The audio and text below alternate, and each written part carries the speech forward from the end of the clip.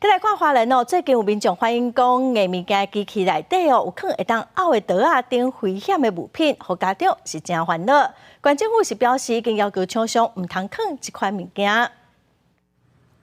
这是花莲玉里镇的硬红仔机选物店，机台内除了有四小甲石头米，竟然也阁有一后刀啊。另外，伫街巷也有硬红仔机选物店，也放水果刀啊加卡片刀，这类的商品敢是适当引起家长注意。我觉得非常危险，因为娃娃机台它并没有限制年龄去夹，那这种东西夹到了之后，小朋友可能国小生带去学校的话。万一情绪管理上不好的话，刺伤了别的小朋友的话，非常的危险。也毋过依照即卖法令，并无规定硬红机的内容物，只有限制店家爱离行远50公尺，若有生鲜商品爱离行远1公里以上。伫新北市发生高三学生挂红棍仔案了后，关府也定规模特动要求厂商先摕落来。现在目前花莲县政府会用劝导的方式那希望这个机台组这个部分针对有争议的相关的这个物品那可以先不要做一个贩卖。关府强调，硬红机选物店并无限制年纪触及，加上这刀啊也无算是管制刀械，